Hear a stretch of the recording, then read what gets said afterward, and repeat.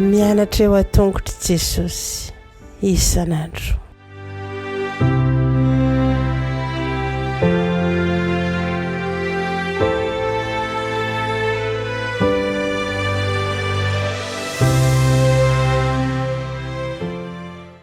Falmeravantsika trano manaraka ty fandaran'ity tonga milesina ho an'ny lehibe sika amin'ity anio ity ka dia manasanao trano anaraka izany hatramin'ny farany.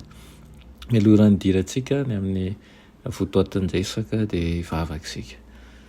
Ry Tompoandriamanitra eo velom-pisaorana anao izay fa mbola nomenao izao fotoana izao indray ahafahanay mandray ny teninao ary koa ahafahanao miasa ao anatinay.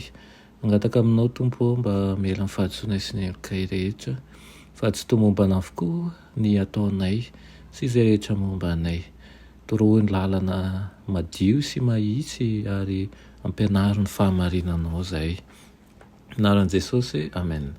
Raha teny lesona antsika androany dia manao hoe mivavaka eo an-tany-piadiana. Mivavaka eo an-tany-piadiana.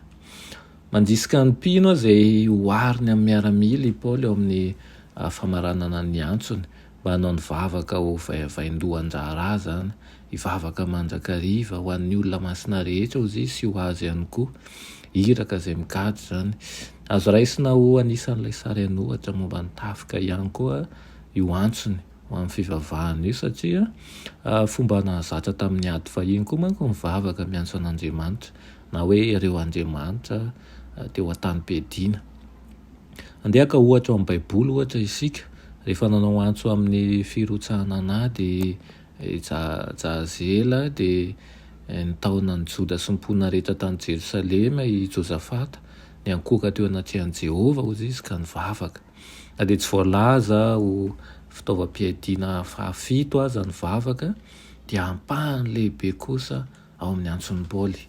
Ao amin'ilay atom-bavaka voalohany dia mangataka ny mpino i Paoly mba hivavaka mandrakariva amin'ny kafanampoa sy faharetana ho an'ny olona masina rehetra.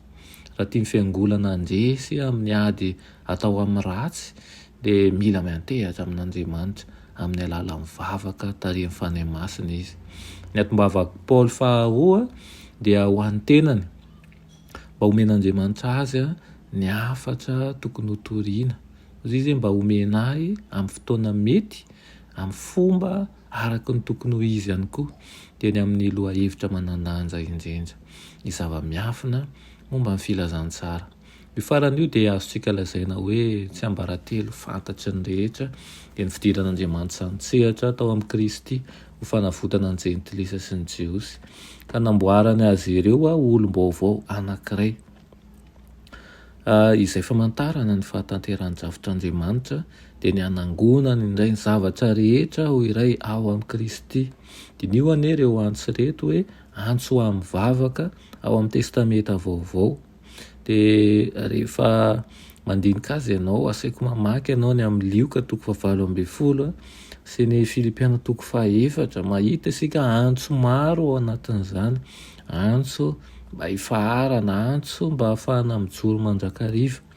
Arapetraka ny fanontaniana ary hoe nahoana moa zany ny mpino no ampirisihana matetika mba hanao vavaka mafana sy hiaritra amin'izany. Fa maninona isika izay efa ao amin'ny Kristy dia asaina mivavaka foana, mivavaka tsy tapaka, aritra anatin'ny fivavahana.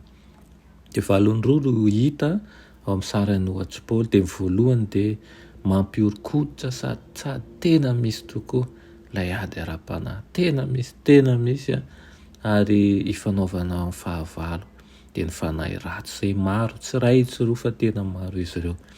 Dia ny faharoa dia hazavain'ny Paoly amin'ny alalan'ny sary anohatra momba ny adiny tafika ireo teny fikasan'Andriamanitra momba ny hery ara-panahy sy ny fandresena.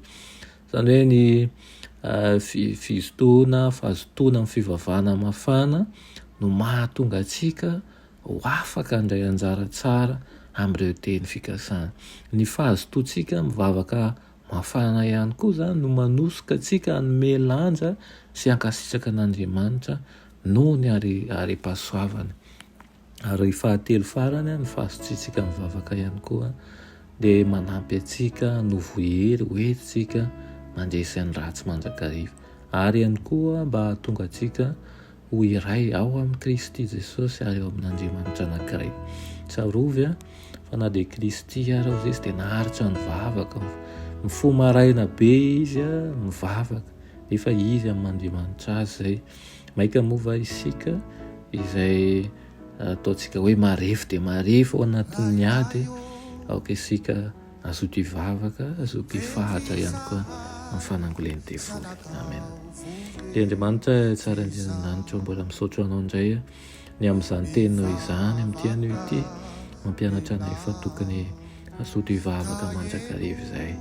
Mampianaro izahay mba ahay ankasitraka ihany koa ny amin'ireo teninao izay omenao anay ahatsapa sy handray an'izany ho zavatsoa anay, satria fantatray fa ny teninao tokoa no fiainana ary ianao ny lalana sy famarinana ho anay.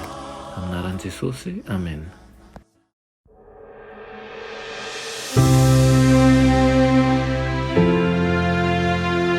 Mianatra eo an-tongotry Jesosy isan'andro.